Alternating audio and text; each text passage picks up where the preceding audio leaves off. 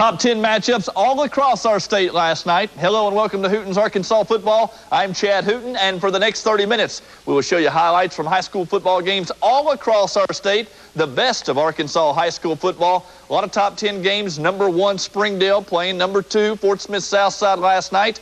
Conway, undefeated, playing Little Rock Central in a matchup of unbeaten teams. Number 1, Pulaski Academy, the top-ranked team in AAA last night, played host to Central Arkansas Christian. We have highlights of those games and many more, all coming up in the next half hour. We're glad you tuned in for Hooten's Arkansas Football tonight, and we will begin with Class 2A, where the number 1 team is the Charleston Tigers. And last night they played host to the Lavaca Golden Arrows, their big rival. And that's where we'll begin tonight on Hooten's Arkansas Football. And it's brought to you by Sonic.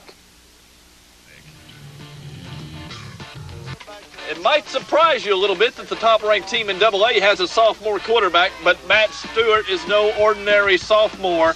Check this out. On the first play of the second quarter, he's going 38 yards for a touchdown. That put Charleston up 14-0 on its rival, Lavaca. The Golden Arrows trying to play catch-up now. Junior quarterback Jeff Powers searches for a receiver and hits Casey Champion wide open. He rumbles 23 yards untouched. That made it 14-7. Now, Charleston looking to extend that lead. Stewart fakes a handoff, gives to junior Drew Hill. This guy's unbelievable, too. Drew does the rest, 4 yards out. That made it 21-7. Your final top-ranked Tigers 35, Lavaca 14. Arkansas Baptist is off to its best start in the Coach Tucker Bernard era. Last night, the Eagles playing host. First-year program, Little Rock Episcopal Collegiate. Baptist built a 21-0 halftime lead and kept rolling in the second half. Richard Cook scored 3 touchdowns for the Eagles, and junior quarterbacks Rhett Hatcher and Levi Miller both had good games for Baptist. The Eagles beat Carlisle to start the season, and they're shooting for a home playoff game in November. Final score, Baptist 38, Episcopal 0. Good crowd on hand last night at Quigley Stadium to see if undefeated Little Rock Lutheran could beat the Magazine Rattlers on homecoming night. Neither team scored in the first half. Magazine sophomore Donald Bonner had this touchdown pass called back by a holding penalty. Flags flew frequently in this one. Lutheran put together a 69-yard drive late in the second quarter. Junior quarterback Willie Bishop passing to classmate Colby Campbell for big gains on the drive. But with just 8 seconds remaining before the break, Magazine blocks Lutheran's field goal attempt, and the Rattlers would score the only points of the game early in the third quarter to deal Little Rock Lutheran its first loss. Final score, Magazine Rattlers 6, Little Rock Lutheran 0. You understand that? We got to go out, guys. We got to play hard every single down. The moment of truth is almost here. Are you guys up to the challenge? That's what I want to know. Everybody up to the challenge. Yes, sir. We're going to handle business. Yes, sir. We're going to take this victory. Yes, sir. You're going to give us nothing.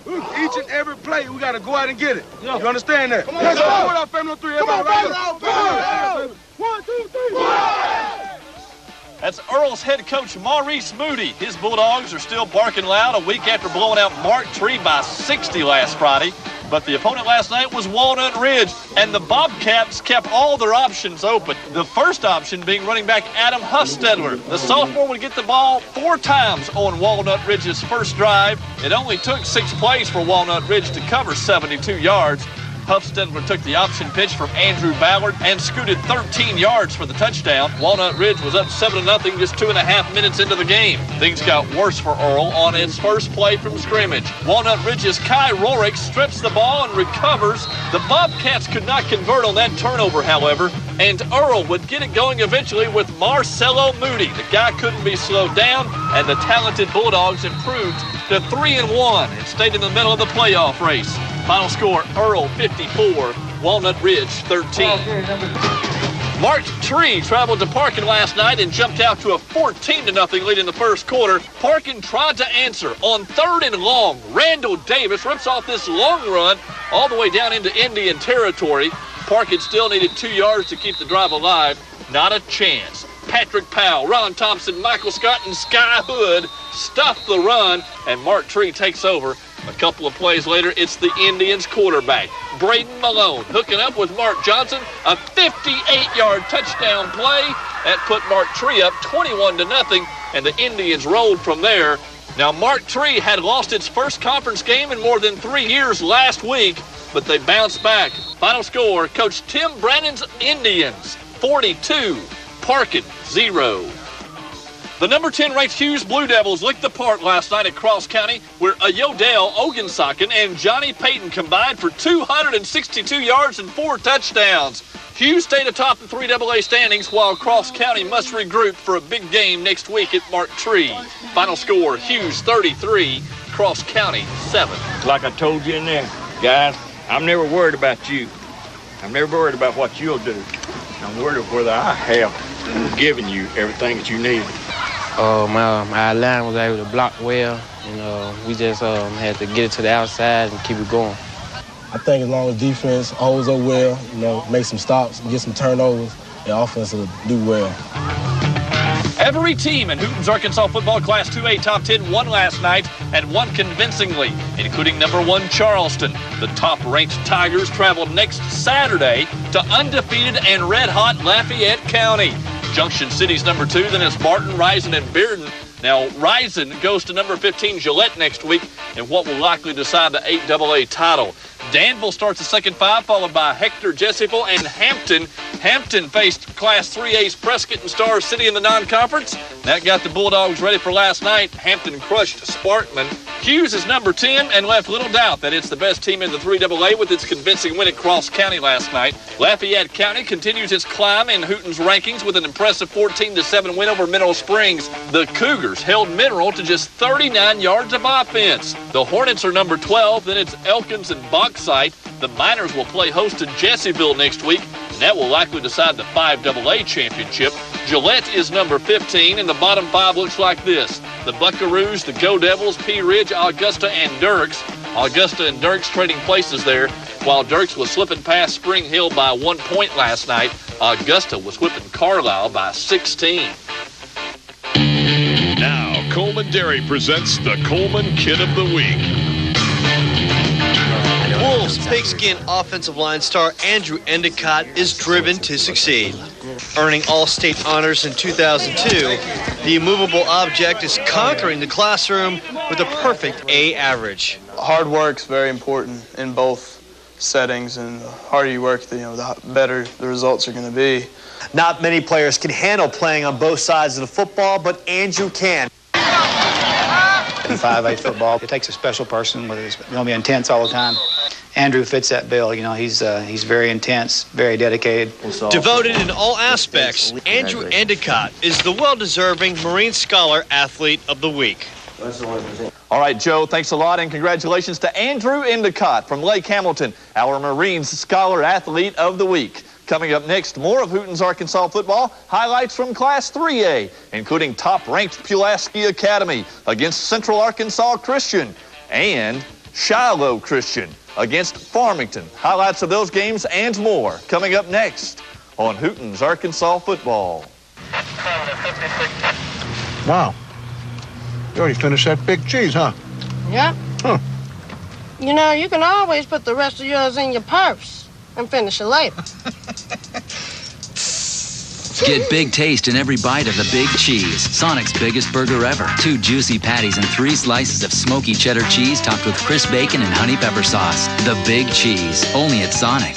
You know if they take checks here? I'm having credit trouble. They mend broken bones and broken spirits. They heal hearts in more ways than one. They've dedicated their lives to saving yours. And sometimes their only cares in the world are the little ones. They're your friends and neighbors, and they're 40,000 strong in our state. They're the men and women who work in Arkansas's hospitals. Are they heroes? You bet your life. The Arkansas Hospital Association, important for life. When Jeff and Sharon's baby arrived, they knew their needs would change overnight. What they didn't know was I could help. We live where you live. Now the same State Farm agent who helped you plan for just in case can help you with what could be, with auto loans, mortgages, even college funding. For help with banking, insurance, and investing. Like a good neighbor, State Farm is there. Now, more of Hooten's Arkansas football, brought to you by State Farm.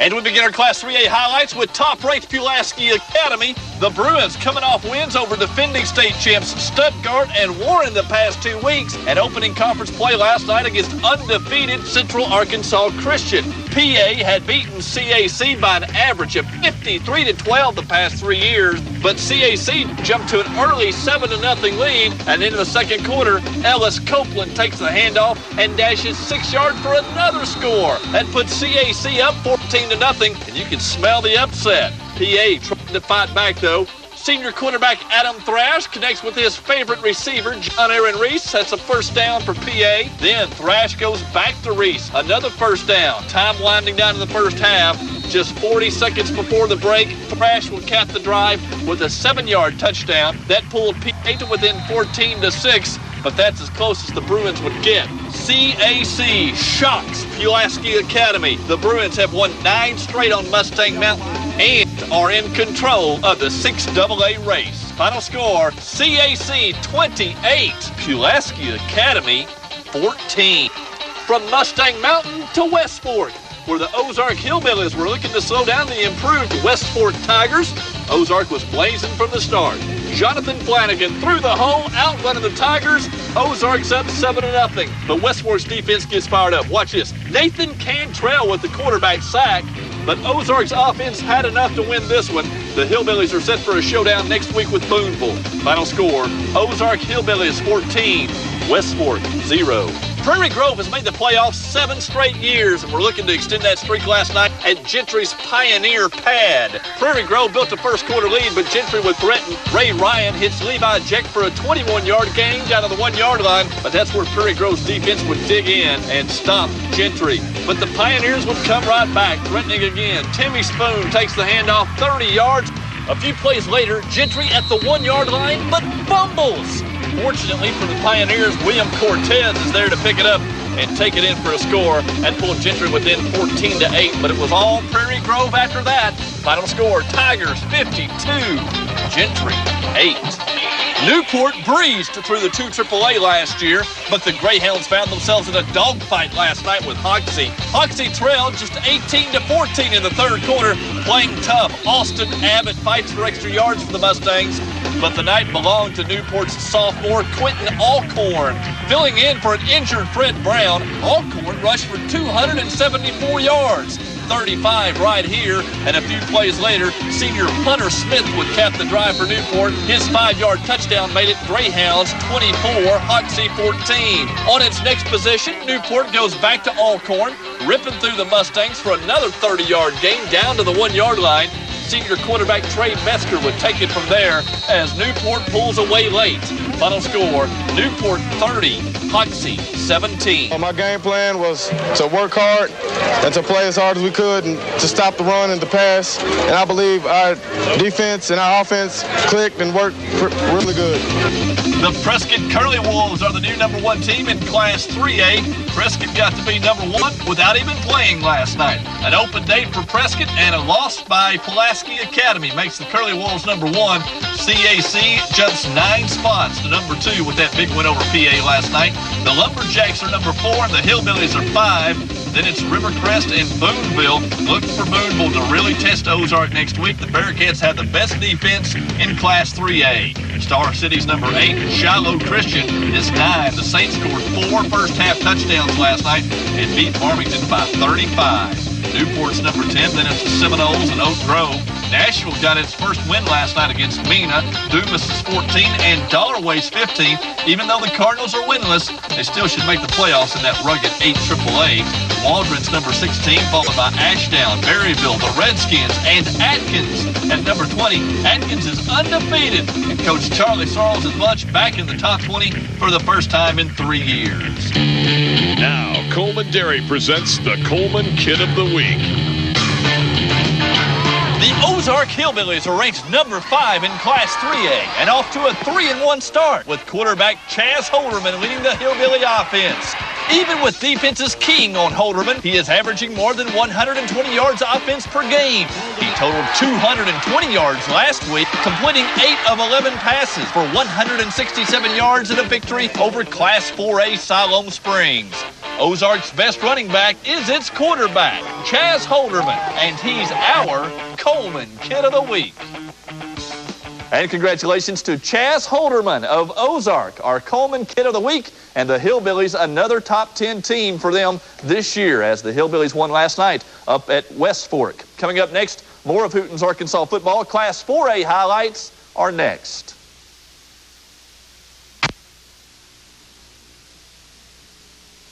Bible says about family life.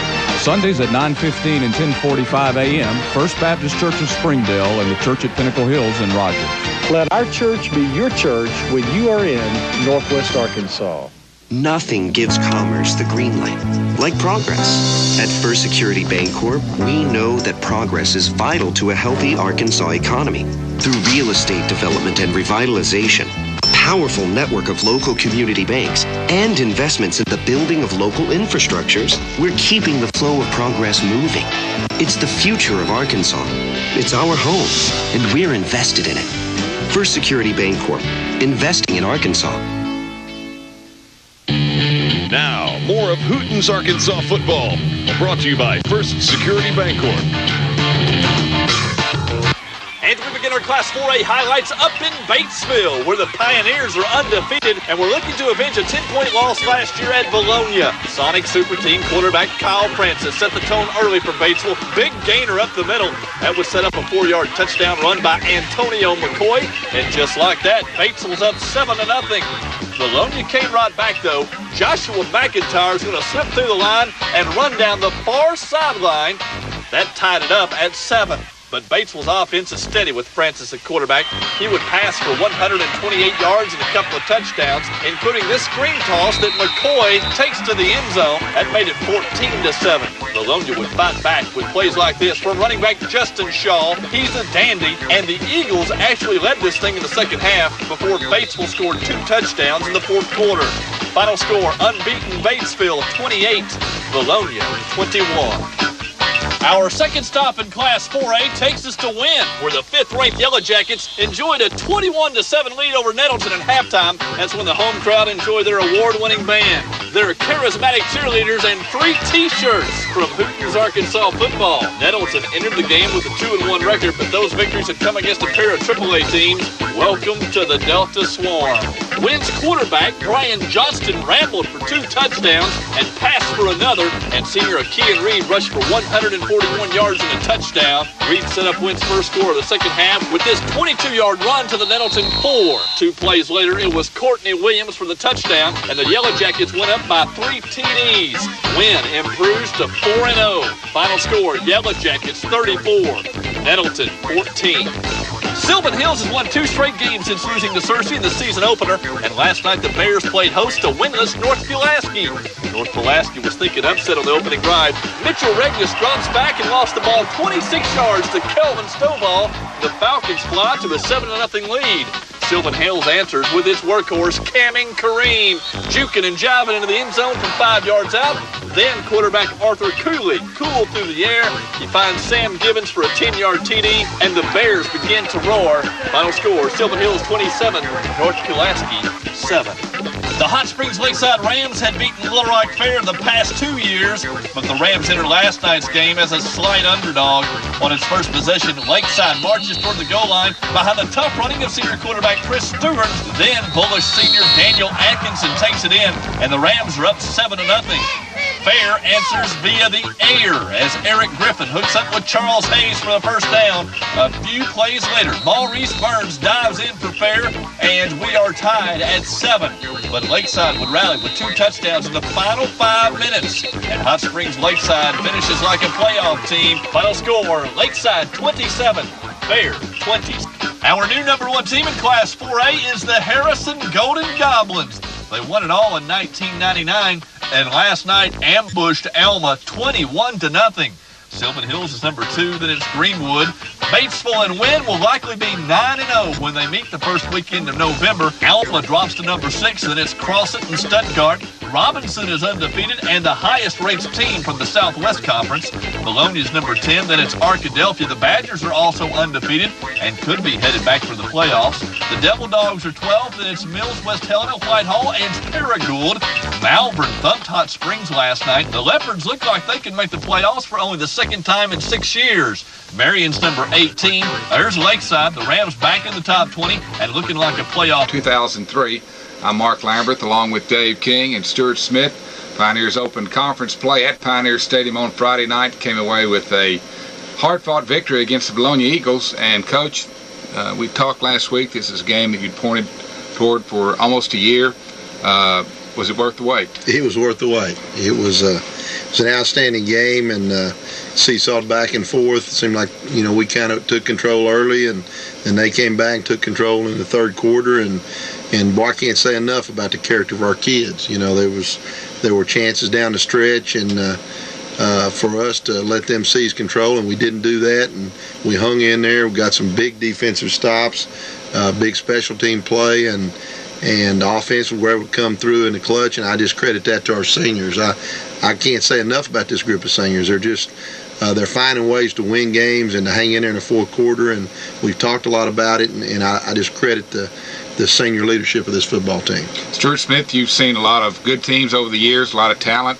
Have you ever had a team with this kind of mental toughness before? Well, I tell you, like Coach says, you can't say enough about these kids, and we're just so proud of them because they just hang in there and they're very resilient. And last couple games we've had at home, going back to the Searcy game and this one, we came back in the fourth quarter, and they've showed their fortitude, and they've worked hard to be able to win in the fourth quarter, and I think it's just a great attribute to them and how hard they've worked. We'll be back with first quarter action right after these messages.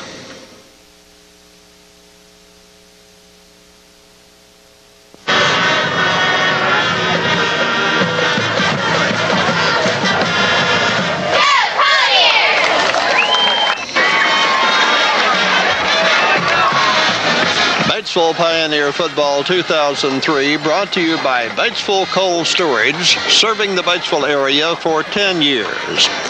Independence Ford Mercury, sales, leasing, service, and parts. White River Insurance Agency, a tradition of insurance excellence since 1953. And Batesville Glass, commercial, residential, and auto.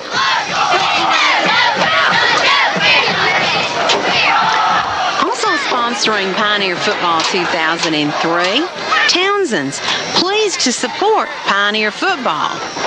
Autry's White River Furniture Company, we love customers.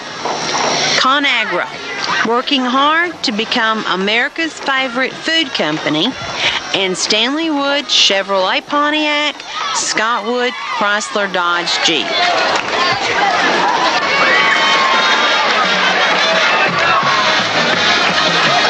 Other sponsors of Pioneer Football 2003, Settles Cleaners, let us do your dirty work. GDX Automotive, go Pioneers. Mazzio's Pizza, try our lunch buffet, 11 to 2 every day. WRMC Pros, proud to provide professional sports medicine services to the BHS Athletic Department. And Charlie's Menswear, largest selection of jeans in the area. Shop us for quality selection at quality prices. And also sponsoring Pioneer Football 2003, Independence County Abstract Company, Glendale McMullen and Cynthia Nicholson, serving the people of Independence County for over 60 years. Kelly White's Restaurant, buffets every day at lunch and Friday and Saturday nights. Van Atkins, your locally owned family department store, proudly serving the Batesville area for over 50 years.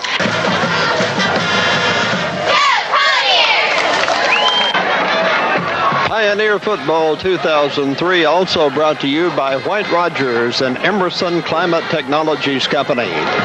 Sonic Drive-In Family Night Special, 1/2 price single patty burgers, 5 to close, Tuesdays at 715 St. Louis Street and 2950 Harrison. Also, Pioneer Football 2003 brought to you by the VFW Post 4501 Batesville. And sponsoring Batesville Pioneer Football 2003, Thompson's Jewelry, downtown Batesville. Quality jewelry since 1924 at Thompson's. Wildwood Independent Living Center, where senior citizens can live in comfortable surroundings while maintaining their independence. Riverside Mobile Homes at the top of Ramsey Mountain, family owned and operated since 1989.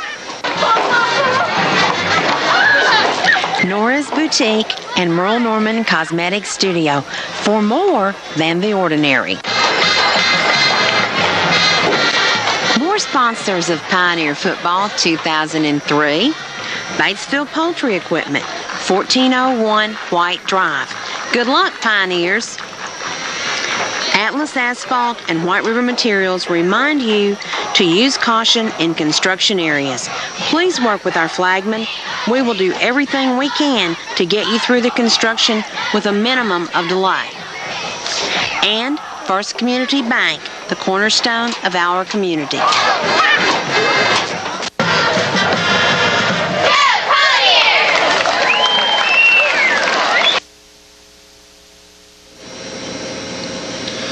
Back with Pioneer Football 2003. Before we start the first half action, Coach, what a great crowd Friday night. Boy, it was. And again, can't say enough about the fans and the lift they gave our kids several occasions. Really got into the game, and this kind of thing doesn't go unnoticed by the kids. The Vilonia Eagles won the toss and deferred their decision until the second half, so Pioneers will get the football. And that wasn't too bad of a deal, was it, Coach? No, it wasn't a bad deal at all. We took the ball, went right down and scored. They come out here and tried to do a pooch kick. Hunter Platt, sophomore, that's doing a great job for us, not only defensively but on special teams, fair catch the ball. And we start at the 42-yard line.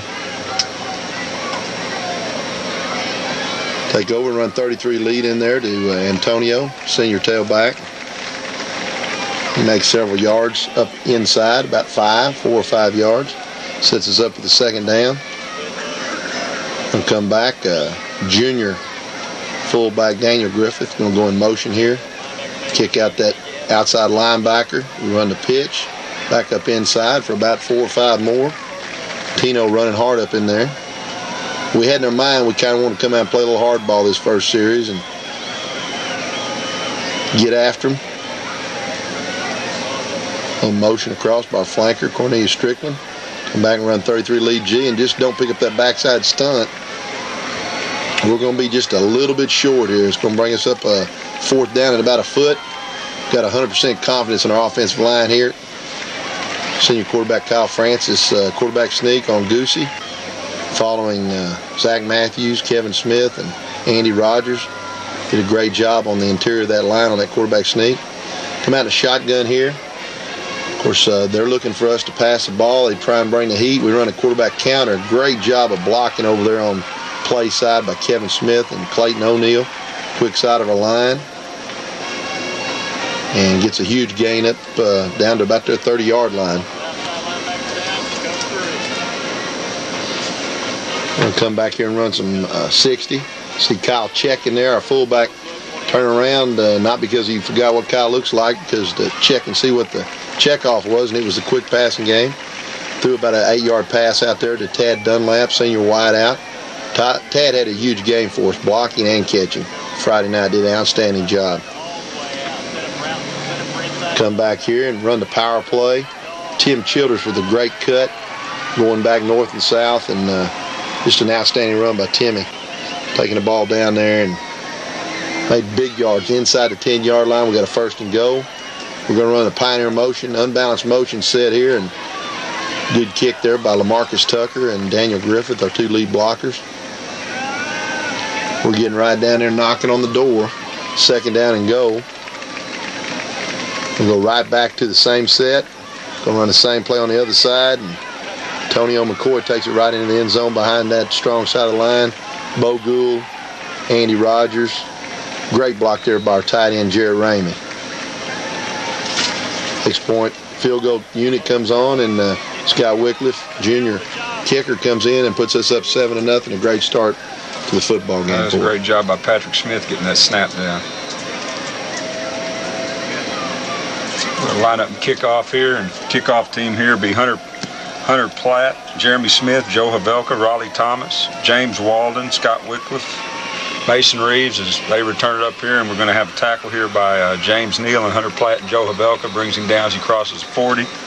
Also have Marcus Sanchez, Corey Hughes, Tyler Pruitt on that kickoff team. Vilonia coming up here and running a double wing. They're all bunched up inside. They go ahead and go to a flat wing over here and run a little fullback trap, and guy breaks initial contact and busted up for about a 7-yard gain on first down there. We're going to take the ball here and just methodically move it on us. I want to eat the clock up here.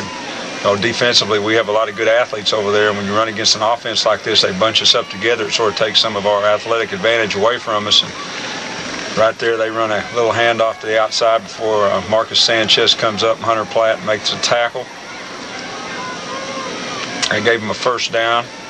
Still in the double wing. They bring motion across here, and they're going to throw a pass here, and they really got us fooled. It's a good lick there by LaMarcus Tucker on the quarterback. Might have forced him to overthrow a wide open receiver there. And it's going to bring up the 2nd down and 10 now. They move the ball over in our territory. Again, they go to flat wing up on the top of the screen. The quarterback's going to keep it down here, roll out and get some good yardage before he's going to be brought down there by Hunter Platt. Hunter, sophomore safety's really been playing well for us. Hunter was in on about a dozen tackles Friday night. Again, flat wing to the top of the screen. They come back and run the trap. Good job by the interior of our line there. Ricky Richardson and Clark Baker along with Jarrett Ramey. Linebackers there, Kyle McMullen. Tim Childress also went on the tackle. And they come back, they run the sweep to the outside, and he's going to get some good yardage before he's tripped up out there by LaMarcus Tucker. I mentioned, Coach, this is our backup film. We had some problem with our #1 camera, and had to go to this backup camera, and it's a little bit shaky a little bit. I don't think we've got it on a tripod. It's going to be a big 4th down here, 3rd down. We got a good job over there by Cornelius Strickland and Ricky Richardson and our inside linebackers.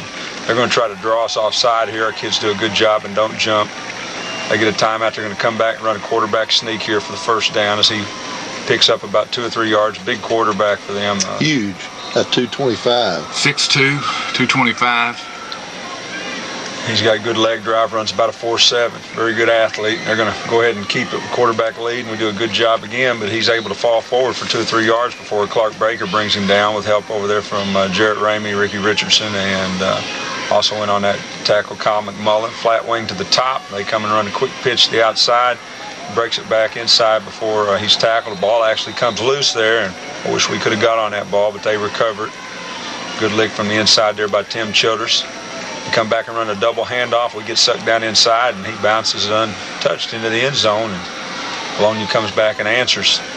Stuart, that's a kind of offense where they really take advantage of our speed, don't they? Well, yeah, we get overflowing to the ball, and it's a type of offense where there's a lot of deception involved in, a lot of faking, double handoffs and so forth, and it can make it difficult if you really don't just stay home and do your job and play your technique. 7-7, doing the same thing, coming right back and kicking off again. Hunter Platt was a busy man on the kickoff. Fair caught the first 2 and puts us in business up about the 35. We'll take that every time. We can start at the 35-yard line. See, we're getting real wide out here with our wide receivers. Run the counter play to an unbound set. Good run up in there by Tino for about 6 yards. Tino had a big night Friday night. Good to see him come out and have that big night. We're going to come out here and ran the counter. We're going to come right back and run the counter flu. Kevin Smith leading out in front there. Kyle throws a bullet in there and a nice catch, diving catch there by, I believe that was Patrick Smith. Great catch right in front of our sideline. We're moving the ball again up past the 50-yard line. Come back with unbalanced set again and run the lead. Don't get quite as good a push here. Vilonia with some big physical kids up front. both defensively and offensively. Come back here, and Kyle's checking. The line of scrimmage here, you can see him when he's looking around. A lot of times he's checking. Going to go short into our sideline to Tad Dunlap. Makes a nice catch and run. Again, Tad had a real nice night Friday night. Probably as proud of him about his blocking as his catching. He does an outstanding job catching the ball, but boy, you'll see later on the film, does a great job blocking downfield for a touchdown. Run the stretch play outside, and they just trip us up. Make about 2.5 yards there. Brings up a second and 7.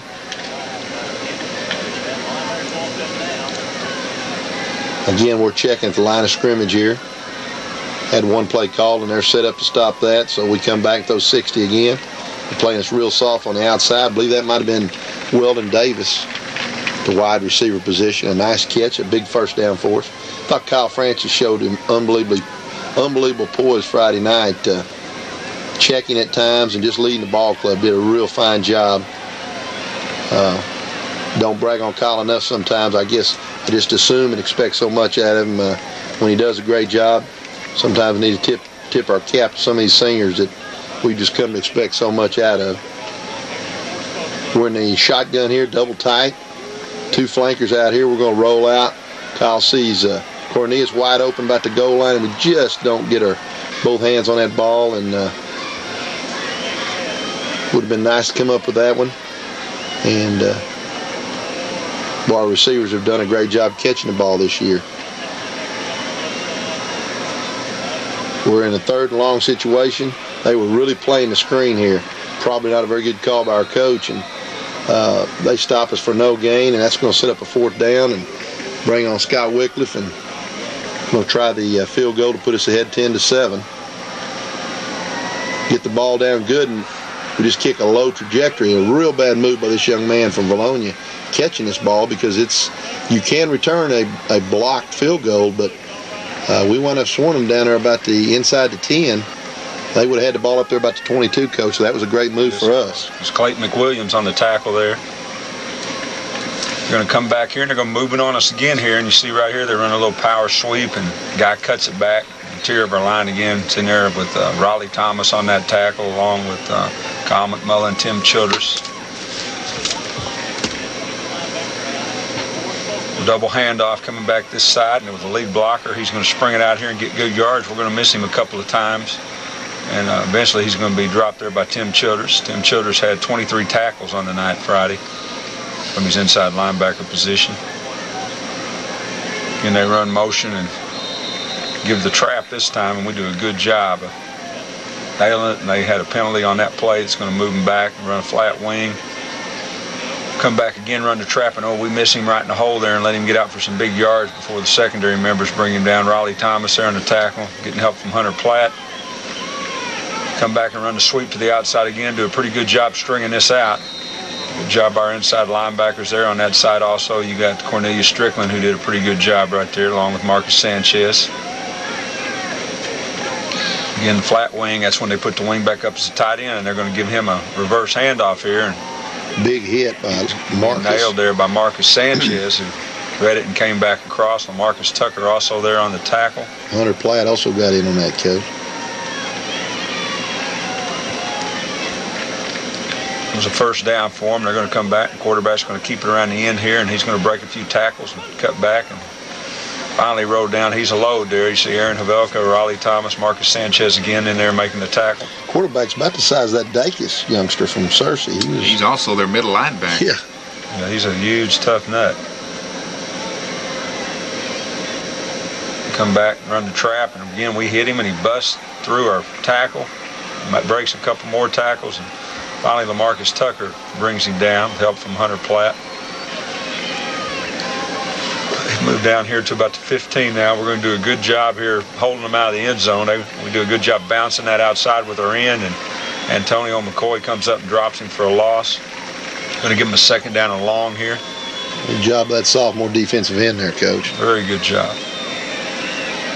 Come back again, and there's a good job out here by LaMarcus Tucker. Steps up, and that was Tyler Pruitt in there to play before. LaMarcus Tucker right there steps up and forces the ball carrier to trip up and gets the tackle as well. They're facing third and long yardage here. I'm going to try to run the trap. And we do a good job stacking it up inside there. Again, the down lineman, Clark Baker, Jarrett Ramey, Ricky Richardson, along with the linebackers. They're going to try a field goal here, and Patrick Smith's going to come from the outside and barely get his fingertips on that football. Just to throw it off course, and he's going to miss it wide to the right. Big defensive stand. So after both teams score a touchdown, they both miss a field goal. We're going to sprint out here to the weak side, give him a little slip on the curve, run a little void with the 3 route sitting down. Tad Dunlap with a great catch out there. Big gain of about 19 yards. Nice throw from Kyle. We'll come back in a gun here, what we call ace double gun. We've got 2 flankers out here to the left. Both off the ball, and a tight end, Jarrett Ramey, here on the left side, so it's almost a trip set. Good pickup right here by tailback, and one of the only bad throws we made all night, really. Incompletion. We're going to come back here and going to go a little 60. 60 being our short passing game. Tad Dunlap gets held up a little by their cornerback. He did a good job on him. Incompletion. We're going to run a little slip screen, what we call 80 slip screen over here to our side, and they were really spying for our screens real hard. Coming in motion here is Antonio McCoy, our tailback. He turns upfield. Timmy Childress slips back underneath, and we slip the ball to him, get a block downfield. But to their credit, we made 6 yards on the play, but they were really smelling out our screens. Thought we did a super job on our punt team all night. Our punt teams consist of Hunter Platt, Corey Hughes, Tim Parker, Aaron Havelka, Jason Angels, our deep snapper, James Walden, Raleigh Thomas, Marcus Sanchez, Jeremy Smith, Daniel Griffith, and our punter, Evan Erie. They did a great job all night for us, Coach. Super job. Evan kept them pinned back all night long with some good punts. They changed the field position for us, and there they run their power sweep and run it right in over there into Cornelius Strickland, who does a good job. Gets help again from the secondary, interior line, linebackers, everybody there. They come back and run the toss again, and this time he's going to cut it back against the grain before Raleigh Thomas comes up and drops him after a gain there of about 4 or 5 yards. And tackle our defensive tackle there, Coach. Yeah, they had a penalty, pushed them back, so they've got second down now and about 10. Again, a power toss, and this time he's going to get good yardage before he's dropped on the outside there by Marcus Sanchez. Quarterback's going to keep this and do a good job getting hold of him there. Clark Baker there, along with Ricky Richardson, Tim Childress. Coach, this next sequence is going to be critical in the game. They got a 4th down and short here, and they're going to try to draw us off sides here, and we didn't jump. Our coach here thought we jumped, but our man flinched a little bit. He didn't go off sides, so they're going to come back here and go for it again. This is something we'd worked on in practice this week because they'd gone for it on 4th down out of the same formation, the same play against Oak Grove. So our kids were ready for it, and they didn't get it, and we're going to take over. But from the 15-yard line, if I were one of the Vilonia faithful, I'd be asking that coach, what were you thinking? We're not sure what he was thinking. I didn't ask him. I'm glad he was thinking that way, though, Mark. Quarterback counter tee out of the shotgun. We make about 3 yards there to Kyle. And we're going to come back and run the pitch. Tim Childress had a little breakdown inside. We might have went to the end zone right there. Didn't full zone off. And we come back here third. This is critical. Right before the half, we want to get in the end zone. And we're going to put some motion out here with our tailback, Antonio McCoy. And you're going to see some of the best wide-out blocking you'll ever see. Cornelius Strickland right there and Tad Dunlap. And tell you what, when Tino gets that ball, he knows what to do with it downfield. Just a great, I can't say enough about our wide receivers' effort there. Cornelius Strickland and Tad Dunlap, very good job of blocking, and Scotty and his group puts it up and through, and Pioneers take the lead with about 1 minute and 50 seconds left in the first half, and well, it was just crucial. To answer your question, I'm not sure what he was thinking, Mark. I guess 2 things. He's got ultimate confidence in his offense. It's very hard to stop. They don't score a great number of points, but it's very time-consuming, and the other thing, we want to keep the ball away from us, which he didn't accomplish. We're going to go ahead and Pooch's kick down over on the hash on their sideline and get a good job there by Marcus Sanchez coming up and tripping up the ball carrier, and they're getting ready to run a wraparound draw here on us. The first play, I don't know if you can see it on the video, but the quarterback's going to sneak it in behind the fullback, and he's going to take off, and it fooled us. And get great pursuit by Tim Childress here, and Hunter Platt running him out of bounds down around the 25-yard line. It was in such a tight formation, I thought it might have been the old guard around. Yeah, it was a wraparound, and they're going to run it later in the game, and you're going to see that LaMarcus is going to sniff it out the next time and then drop the guy. But right there, they run a play that we're able to stop inside by our interior line again, and who is a big lick there, Kyle McMullen, after LaMarcus got a hold of him, came across and hit the guy and actually knocked his helmet off, and actually he bit through his lip on that play. Ouch. And come back and run motion to trips, try a middle screen, and good job there by Kyle McMullen. Clark drops him again, and that's 2 big licks in a row by Kyle, a little sophomore inside linebacker. Clark Baker also there. Smelled out that middle screen, and they're going to line up, and they probably have the best kicker in the conference. Maybe in the state, Coach. He's outstanding. Maybe in the state. He's a good one, and Eric Patrick puts pressure on him again, but he's able to nail this one, and that's something that we hated to give up those 3 points right before half like that. His name is Scott Brooks, 34-yard field goal. I think he's being recruited. Heard some good things about him. I know he's went to some camps and done some good things at those camps. So Vilonia comes back with the field goal, and they've got to feel good that they were able to put 3 points on the board before halftime. They almost felt bad, though, this last play of the half. Timmy Childress, they made a mistake and kicked to the wrong guy. Timmy breaks up their sideline, makes 2 great cuts, and right here is that conditioning coming in. Boy, he gets a good blocking. Really wish Tim, boy, that's just great effort. He'd have stayed out. Smith on that yes, block. he was. That'll bring to the end the first half. Pioneers lead it by a score of 14-10, and Coach, you mentioned earlier about special teams and what a great job they did for you this week. Talk a little bit about how much did y'all work on special teams during the week? We probably work on special teams more than a lot of teams. I always tell our punt team that's the most important play in the game. And last week we were real disappointed. We had some breakdowns even though it was a game we won pretty comfortably, we had some breakdowns in our punt unit, and we worked real hard on that, and we're getting great play out of them. Like Coach Smith said earlier, Evan Erie did a great job punting them deep a couple times, and being a sophomore, he's going to do nothing but get better. And Jason Angels, our deep snapper there, and he did a great job. We had no bad snaps, getting great coverage, and our extra point field goal team, I feel like that's going to win a game for us somewhere down the way.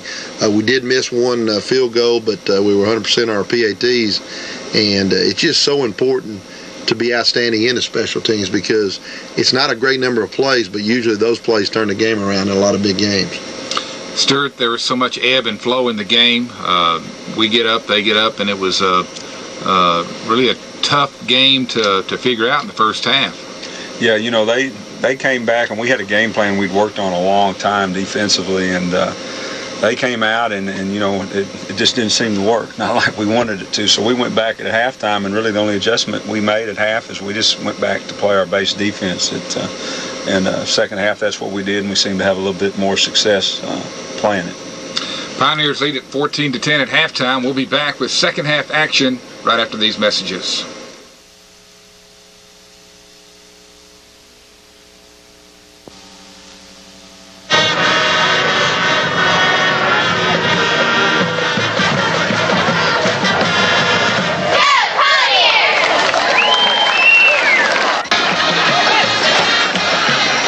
Batesville Pioneer Football 2003 brought to you by Eastman Chemical Company. Good luck, Pioneers. Sears of Batesville, appliances, electronics, lawn, garden, and craftsman tools. Citizens Bank celebrating 50 years. Lakeside Oldsmobile, Buick, Cadillac, and GMC. Other sponsors of Pioneer Football 2003, Medical Park Orthopedic Clinic, Dr. Jeffrey Angel and Dr. J.D. Allen. Midwest Lime, we support the Pioneers. Kosnick Incorporated and Coleman Dairy, Scott Kosnick and Vicki Mosier, and State Representative Cheney and Leah Taylor and Madison.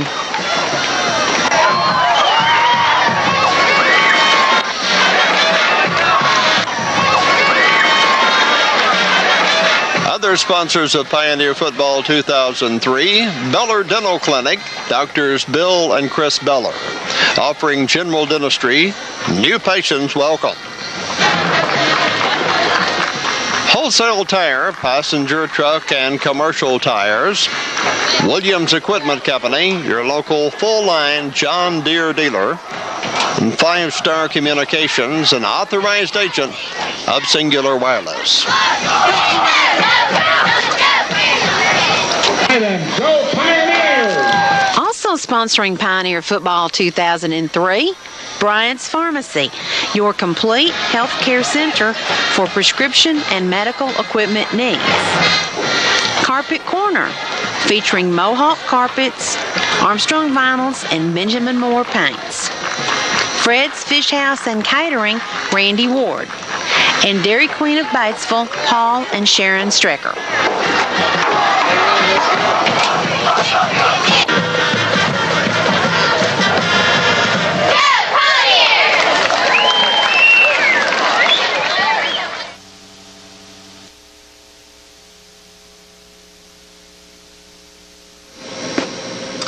Back with Pioneer Football 2003, we've had a couple of people call in and ask why the coaches look so tired during the program. So Coach Smith, Coach King, why don't you talk about a typical week of Pioneer Football for the coaches? I don't know if there is a typical week. We meet on Saturday morning with the kids at 8 if it's a home game, and 9 if it's a road game, and we watch. Well, first we go out and do some conditioning and lift weights for about 45 minutes to an hour.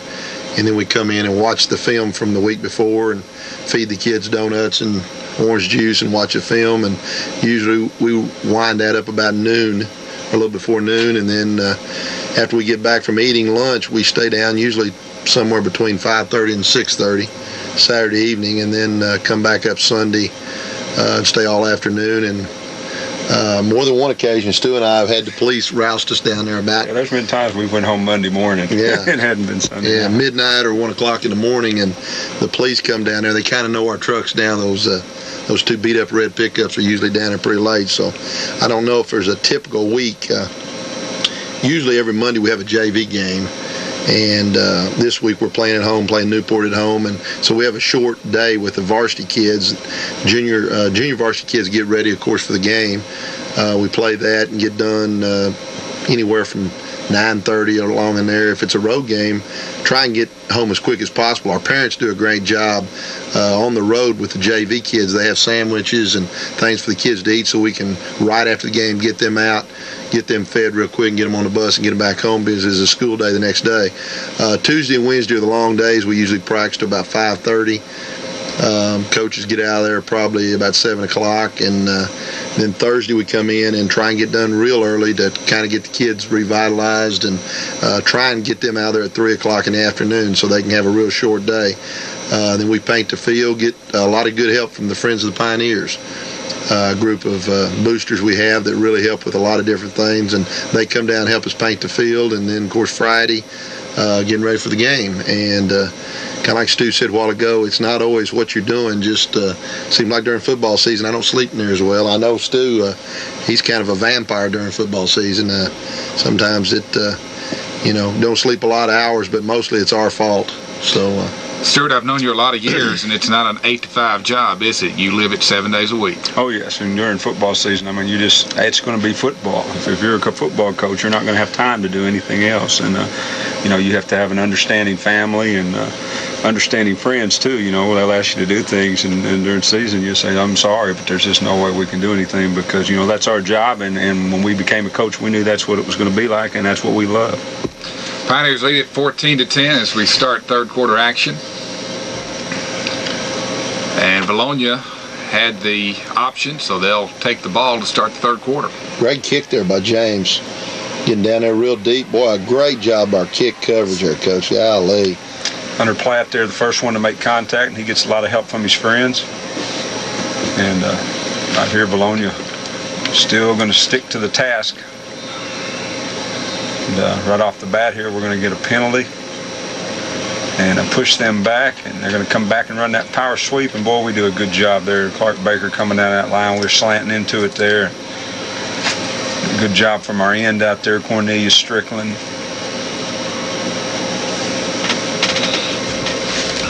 Good job from our hero backs this half, Raleigh Thomas and as well as Antonio McCoy. And right there they throw a pass out and a little flag route to tight end, catches it for a big gain, gets them out of a hole. Come right back here and again a little misdirection. Quarterback keeps it and gets some big yards for another first down. That's the thing about it. It's tough covering a pass against them. They don't pass much, but boy, you just commit to the run and you think run, and then when they throw the ball, sometimes it's hard not to get our defensive backs to suck up because they're having to come up and make a lot of tackles. And there they run a little trap and we drop him after about a 3-yard gain. They come back and run a double handoff inside and we trip him up out there. Tim Childress doing a good job. As you'll see here, our inside linebackers will do a lot better job this half of reading. We'll try to read those pulling linemen that Vilonia have, and they'll take us to the football. And we start doing a better job this half of doing that. And again, there's a short gain, and this brings up about a 3rd down and 4. You know, the backs will lie to you. They're the ones that give you the little bit of deception, but those linemen are going to take you to the football. And again, you see that backside guard pulling in the hole there as they run that power sweep and get up close to the first down. This is a short yardage play here for them, and they come back and run a little counter inside, and oh, we got the guy right there, and he slips Timmy, and finally gets the first down before Patrick Smith comes up and makes the tackle.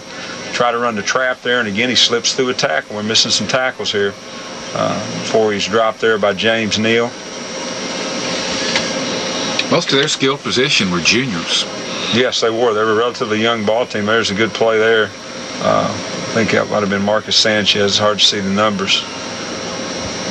They come back and run the power toss, and we don't do a very good job attacking this, and they sort of walk into the end zone. And we're going to make a costly mistake right here. We run our pride team onto the field, and we didn't get enough men off the field. We have a separate goal line defense that came in there, and we get a big penalty after they kick the PAT, and they're going to come back and go for 2 here. And they're going to make it, and this is going to loom big later in the game as far as the scoreboard goes. So Vilonia takes their first lead of the night, 18-14, and here's a jailbreak. Wild scrum right here, and all I can say is if I ever get in a street brawl in an alley, I want Jeremy Smith and Marcus Sanchez on my side because they're on the bottom of that pile, and I won't ask how they came up with the ball, but they did. We'll come out here and run a little unbalanced pitch. Tino runs up in there nicely for about 7 yards. I think the Vilonia head coach wanted to know how they came up with it, too. Well, they did. You know, it's just that street brawl mentality. Both of them got in there, and he was halfway out on the field. I've been in a few of those arguments. You don't win many of them.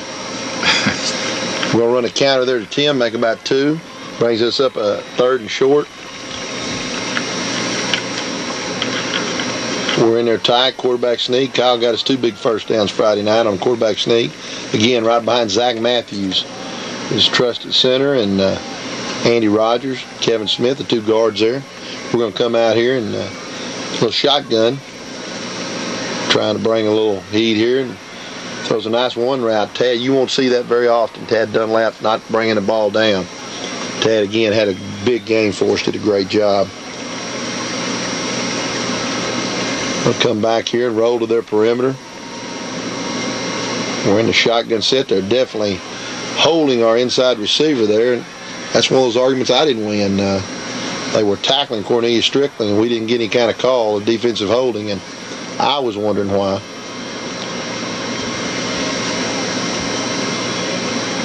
Doing some shifting here. Kyle checking at the line. We were going to run a play here, and we didn't get the set we wanted. Kyle, the veteran he is, made the timeout call. I always tell him that if see something he doesn't like on big plays, to get a timeout, and he did a good job there. We're going to run what we call 60 dog, empty gun. You got 2 choice on this play, and Kyle goes to our tight end there, Jared Ramey. Nice hit by their middle linebacker. I think that was a quarterback. Sets up a punting situation again. We get a great punt down in here. Good job by Evan Erie. We're pinning him deep every time. He's about the 10-yard line. Man, we couldn't ask for a better field position for the defense during the night. The punt team did a great job pinning them deep all night long. We come here and run the sweep. There's a good job by lineman Clark Baker coming through and tripping him, but the guy still stumbles forward for some yardage there, and it's going to bring up a second down and short.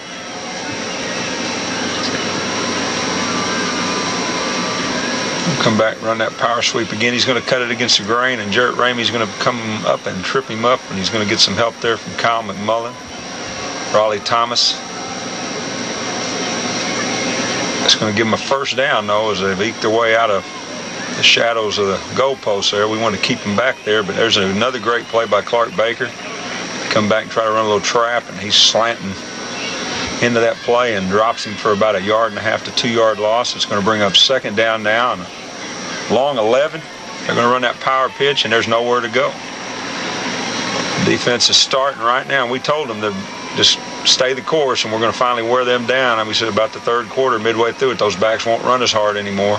We just keep on and keep on, and it's what's going to happen. They're going to try to run the trap. We're going to drop him there, and it's going to bring up a fourth down now.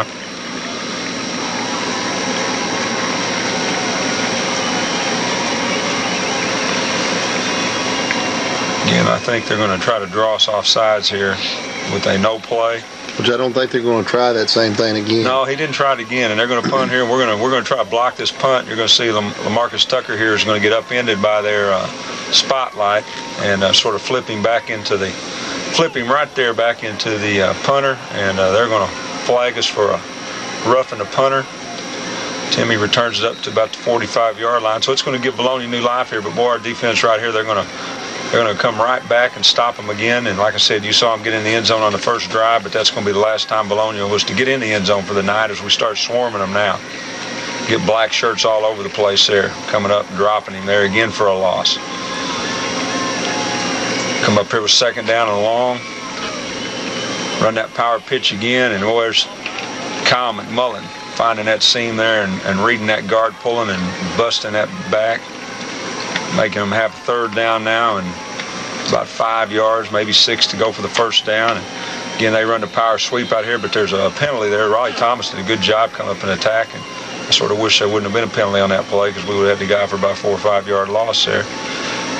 They'll come back here in third and long. They try the double handoff, and boy, again, Kyle McMullen and Tim Childers read those pulling guards, and they sit over there and wait for it now and drop him, and they're going to line up to punt here now. Here's another play that we had seen earlier in the year against Oak Grove, where they're going to fake a punt by snapping the ball here to their quarterback, who is their up back.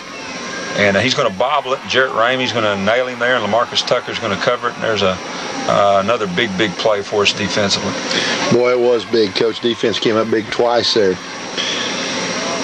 We're going to set up in a wing here. We're going to try a little counter wing trap of our own. Cornelius, he gets stopped up, and he gets slung in the backfield. Number 9 comes back and throws him for a big loss. Loss of about 10 yards there.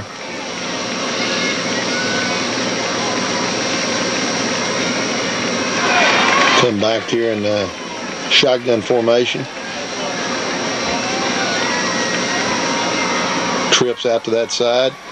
Kyle throws a bullet in there that's caught by Antonio McCoy. Great throw and catch by 2 senior leaders.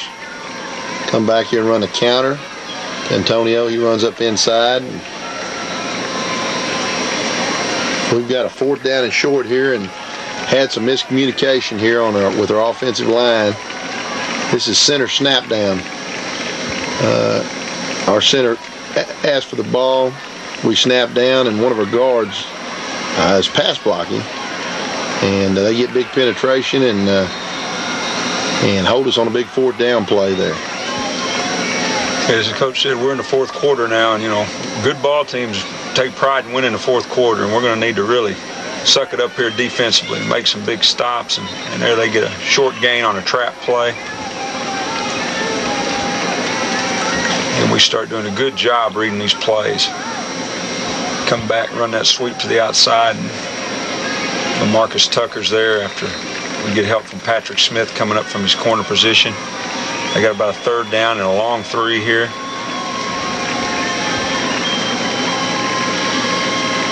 They're going to try to run the quarterback keeper, and he reaches out to try to get that first down, and we knock the ball loose, and Hunter Platt comes up from his safety position and recovers it. Another big defensive stop there, Coach. Great job by the defense. We'll come out here in the twin set to the left. Kyle checking at the line. We come back to the pitch. Had a pass play called, and he saw something he didn't like on that side. And you have to senior tailback Antonio McCoy, and he makes a great run down the sideline there.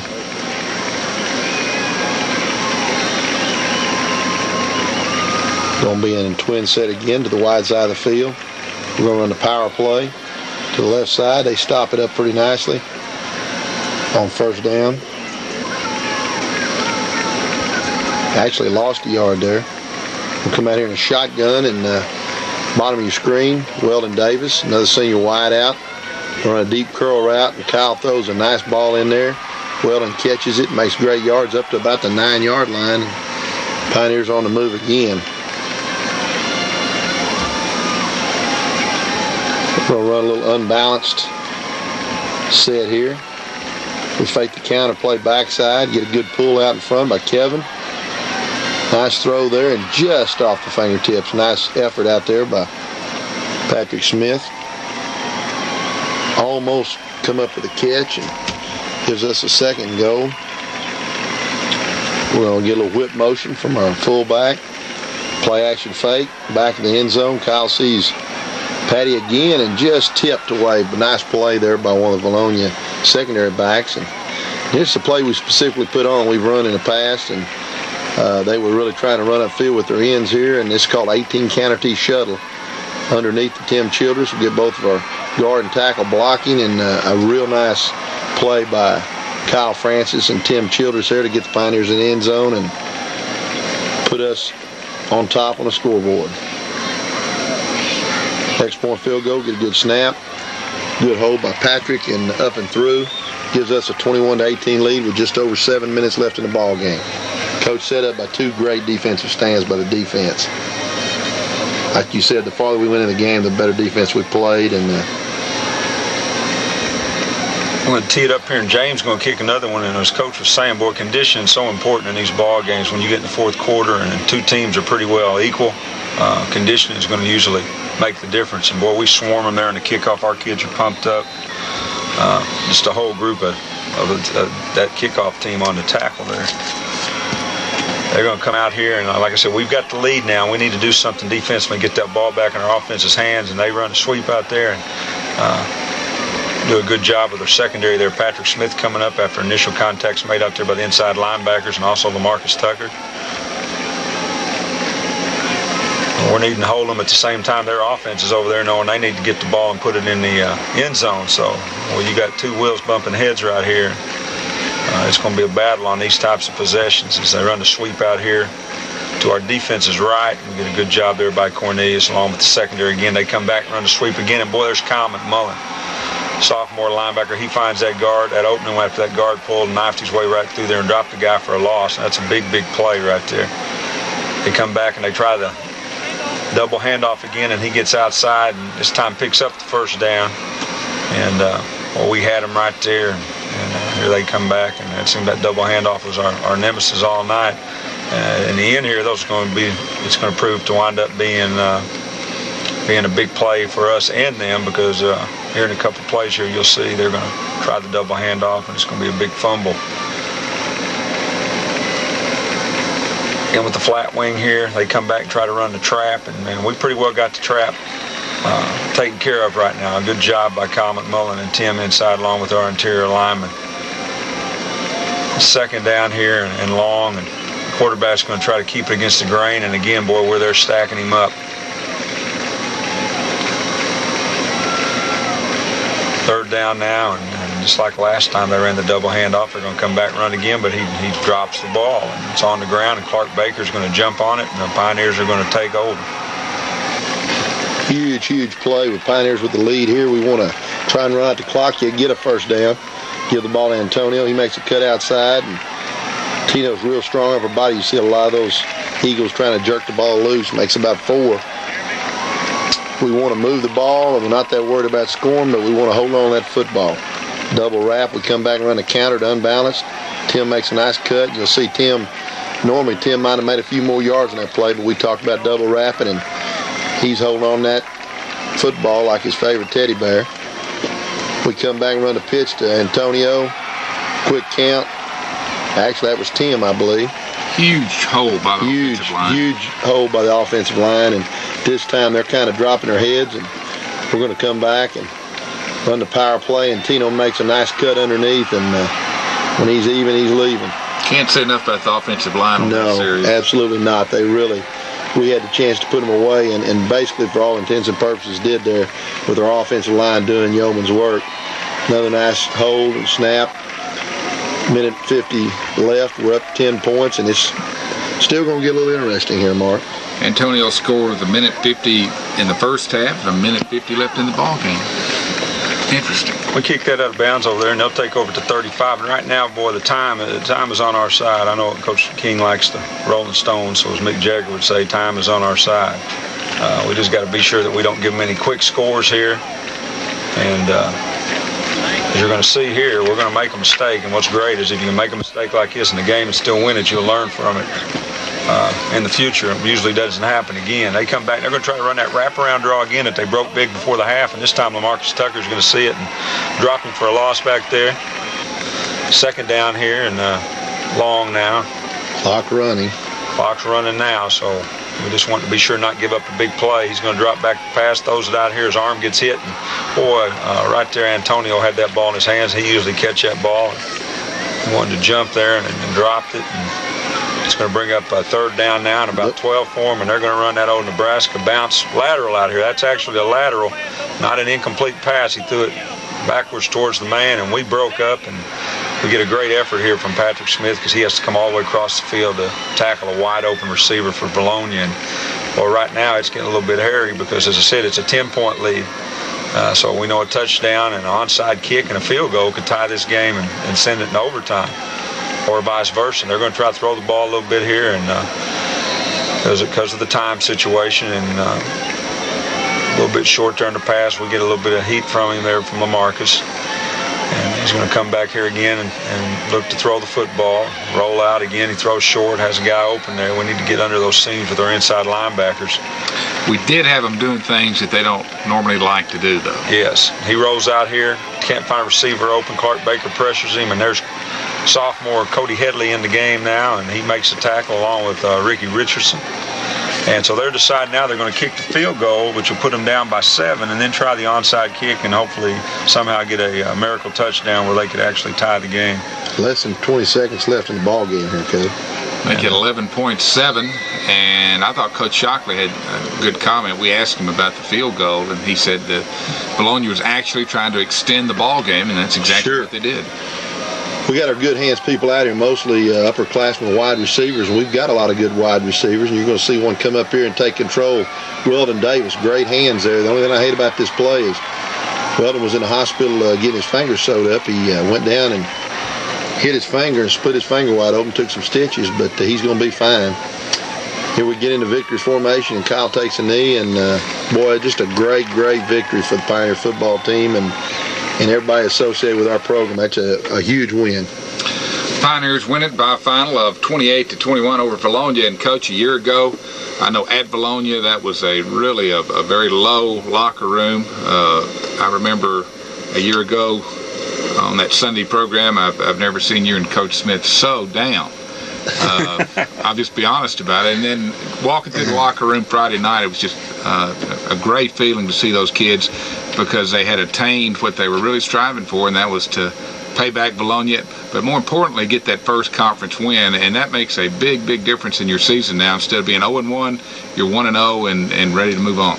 Well, it's a huge win. I mean, a lot of people don't realize how good a football team Vilonia had. I mean, they came in 3-0 and really played an outstanding game. They've got an outstanding football team, and really, as Coach Smith has talked about before, the kind of team with that double wing, a lot of misdirection, almost use our biggest asset, I'd say, defensively is kids flying the ball, and they almost use that against us with all the misdirection and misdirection power game, and more than anything else, at times you don't watch yourself, and I think our defense did a great job of this, not letting him hold the ball for long periods of time, because I know as an offensive coach, if you don't watch it, if you go out and have maybe a 3-and-out and give them the ball and they really sit on it, your offense really gets stagnant. You don't get a lot of opportunity. And I know at halftime we were only up 4, and we had scored on 2 of 4 possessions and really had a chance to score on 3 of 4. So it was just a great win, and I thought we played well on all phases of the offense, defense, and special teams. And again, starting out the conference, Coach, feels a lot better than it did last year at this time. I know the kids are excited, and the one thing we've got to just keep in mind, Mark, is keep getting better every week. And I can see progress made in all areas of the football team. And we probably didn't win the possession time Friday night, but we won the football game, and that's what's the most important. And again, I have to give a lot of credit, of course, to all the kids, but our seniors. We've really promoted this senior class and talked about them, and not only their talent, but I think it's a good group of kids, and they've got a goal in mind. And I think as long as we stay together like they are right now and keep pulling for each other and working extremely hard like we have been, there's going to be some good things in store for the Pioneers. Stuart, not much time to enjoy this victory, as we're going to be road warriors this week as we go to Nettleton. And this is a Nettleton team that's much improved. They've already won a couple of ball games this year.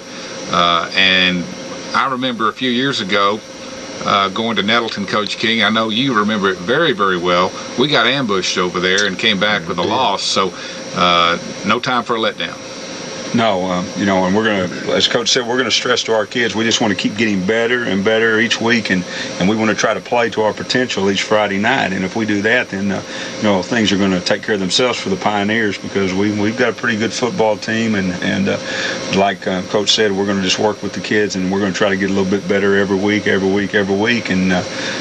hopefully at the end of the year, we'll be clicking on all cylinders heading into the playoffs. One other thing we want to mention, the JV team will be in action tomorrow night at Pioneer Stadium as Newport comes over. It'd be great to have another good crowd for that. You bet. JV team undefeated. Let's mention those a little bit. Those great kids. They're undefeated. JV team is undefeated. They're 3-0, and I tell you what, we've got some good.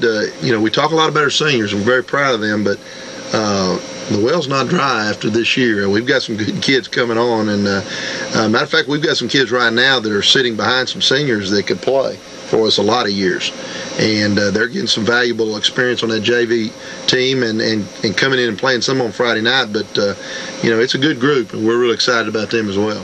Stuart, it was a nice sight to leave the stadium Friday night and see your orange strobe light flashing. I didn't even know that got moved on top of the press box. That was a surprise. I tell you what, I really appreciate Richard O'Neill and Richmond Neal. They did a little overtime work and put that light up there, and it was a nice sight. You might explain that, why that light. Well, what we did was, and it was Coach Smith's idea, putting an orange strobe light up, and when the Pioneers win, we leave it on all night. And it was down by the scoreboard, and you could see it, but it wasn't as prominent as it is on top of the press box. So Richard and Richmond moved it up there for us, I think pretty much after work Friday, and got it up there, or maybe it was Thursday.